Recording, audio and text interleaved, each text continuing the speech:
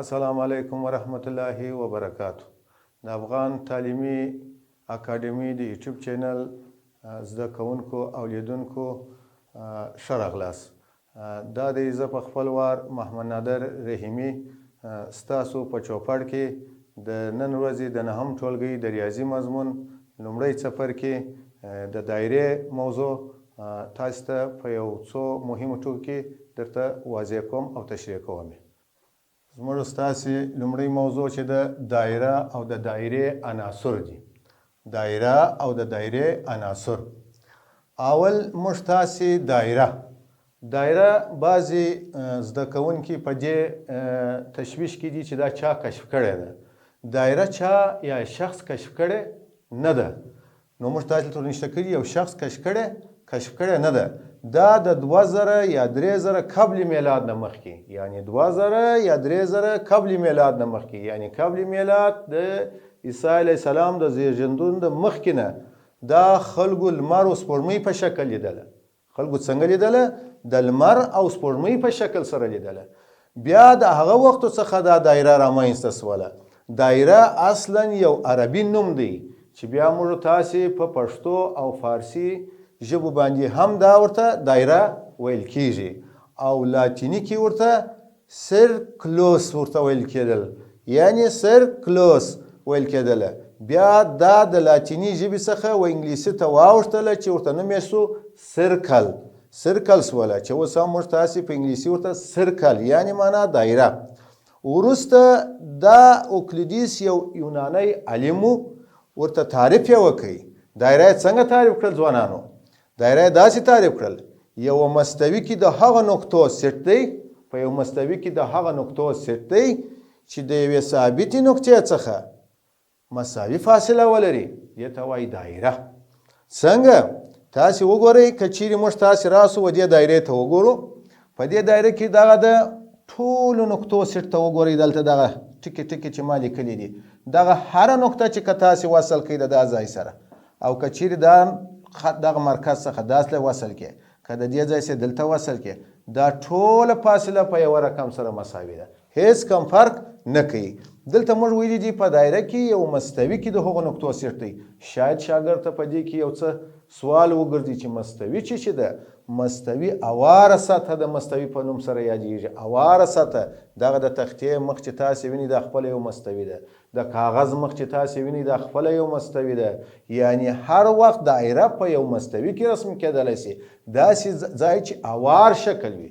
داسې نسو موږ کولی چې اوس موږ د غره سر ته وخیږو چې هغه غیر هموار شکل او ته وایې دلته دایره رسموم. هلته امکان نه لري. دایره باید موږ په کم ځای کې رسم کړو، په یو اواره سطحه کې موږ تاسې رسم کړو چې هغه موږ تاسې دلته تعریف ورته وکړئ یوه مستوي کې. نو دلته شاګرد ته دا سوال پیدا کېږي چې مستوي څه شی ده؟ مستوي ما تاسې ته ویل چې اواره سطحه د مستوي مفهوم راکوي. د کاغذ چې ته خپله د دایره پشت کې رسموي، دا د کاغذ مخ خپله یو اواره سطحه ده، د تختې مخ خپله یو اواره سطحه ده. نو موږ تاسې ویلی شو چې دا څه شی ده؟ نو موږ وایو چې دا یو مستوي ده. نو یو مستوي کې د هغو نقطو سیټ د یوې ثابتې نقطې څخه مساوي فاصله ولري. یعنی هره نقطه چې تاسې د مرکز سره وصل کوئ هغه موږ تاسې ورته ویلی شو چې دا مساوي فاصله ده. بله د دایرې استعمال ته راځو. دایرې استعمال په نننۍ ټکنالوژي کې تاسې وګورئ، د موټر ټایر په څرخونو کې، په ساعتونو کې دا موږ تاسې ګوره دا استعمالوو. ولې دا استعمالیږي دا دایره؟ ځکه دا دایره کونج نه لري. دایره چې کونج نه لري یعنی زاویه نه لري، نو موږ تاسې کولی شو چې دا په نننۍ ټکنالوژي کې موږ کار کوو. یعنی تاسې وګورئ د موټرسایکل ټایر، که د بایسکل ټایر، که د موټر ټایر، همداسې که راواخلئ د تیارې ټایرونه، دا ټوله په نننۍ ټکنالوژي کې د دایرې څخه استفاده کېږي چې دا ځکه چې هلته دی کونج نه لري، دا یو منحني شکل دی. بل دا دایره د پایپ قیمت چې نن موږ پایپ په ډېر ریاضیاتو کې استعمالو، په لوړو ریاضیاتو کې، په مثلثاتو کې، په راډیان کې. دا د پای قیمت څنګه لاسته راغلی؟ د پای قیمت تقریبا 3.14 قیمت دی د دایرې. یعنی تاسې وګورئ د پای قیمت که موږ ورته وګورو، د پای قیمت مساوي دی په 3.14 چې دغه 1.4 قیمت دا د دایرې څخه لاسته راغلی دی. څنګه لاسته راغلی دی؟ د دایرې محیط یې راخیستی دی، تقسیم پر څه شی کړی دی؟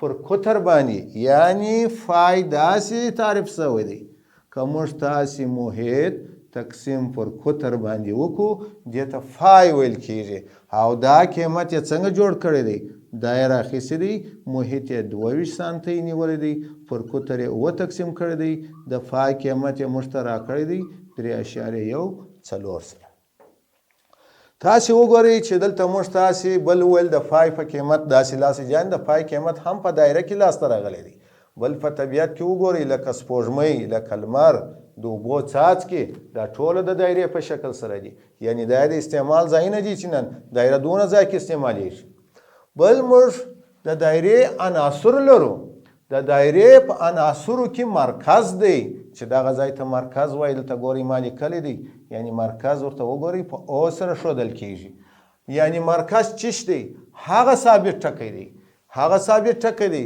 چې د دایرې تر شاوخوا ورڅخه ګرځي او په چی ښودل کیږي په او سره ښودل کیږي وګورئ هغه ثابت ټکی چې دایره تر شاوخوا ګرځي یعنی دایره پر دغه مرکز پر شاوخوا را باندې راګرځي او د دې په چی نښه ښودل کیږي د او په نښه سره ښودل کیږي بل موږ په دایره کې شعاع لرو شعاع شته مرکز او دایره محیط چې سره وصل کړي شعاع بلل کیږي د دایره محیط د چا سره وصل شي د مرکز سره دا مرکز دی ګرانو شاګردانو دغه مرکز دی او دغه ځای چې دی دا محیط دی کوم وخت چې دغه مرکز دغه محیط سره وصل کوي دا خط د چیش په نامه سره یادیږي د شعاع په نامه سره یادیږي شعاع موږ په چی سره شوی په آر سره شوی نو دغه خپله چی سول شعاع سول او په چی سره شول کیږي دا دلته موږ ورته لیکلی دی آر بل ورونو په دې ځای کې موږ تاسې قطر لرو قطر څه ته وایي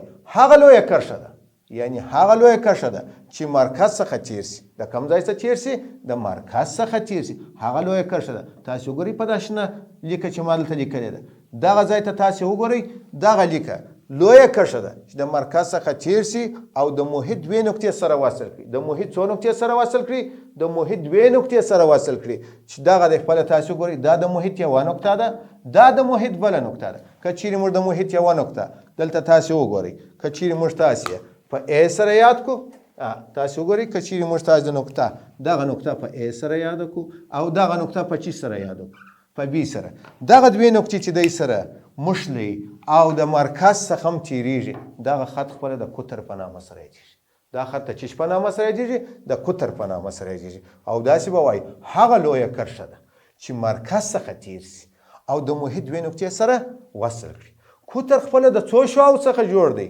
قطر خپله د 2 شعاعو څخه جوړ دی یوه شعاع دا د مرکز څخه تر دې بي پورې تاسې ورته وګورئ د او څخه تر بي پورې بله د ا څخه تر او پورې دا شعاع هم په چی سره ښودل کیږي په آر سره ښودل کیږي یعنی قطر موږ په چی شویو په ډي سره نو څو شعاعو څخه جوړ دی د 2 شعاعو سره نو قطر مساوي دی په 2 آر سره خدای دې کښتر دا ځای مو سر په خلاصوي واتر ته راځو واتر چیش دی هغه کرښه ده چې د مرکز څخه تیر سي واتر هغه کرښه ده چې د مرکز څخه تیر نسی او د محیط 2 نقطې سره وصل کړي واتر هغه کرښه چې د مرکز څخه تیر نسی او د محیط 2 نقطې سره وصل کړي وګورئ که چیرې موږ تاسې وګورو دغه نقطې ته سی او ډي نقطې ته که موږ وګورو دا د سی او ډي نقطې ته چې تاسې وګورئ دا 2 نقطې د مرکز څخه تاسې وګورئ دا خط نه دی تیر شوی او د محیط 2 نقطې سره وصل کړي دي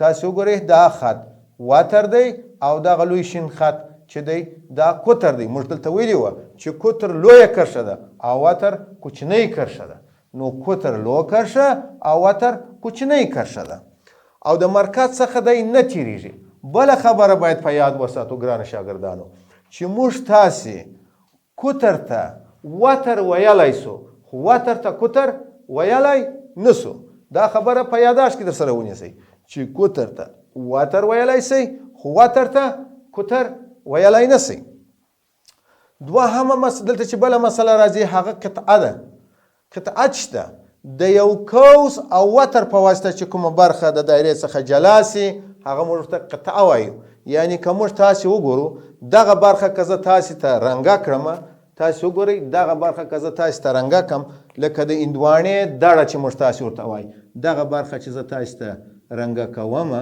دغه برخه د قطعې په نامه سره یادیږي.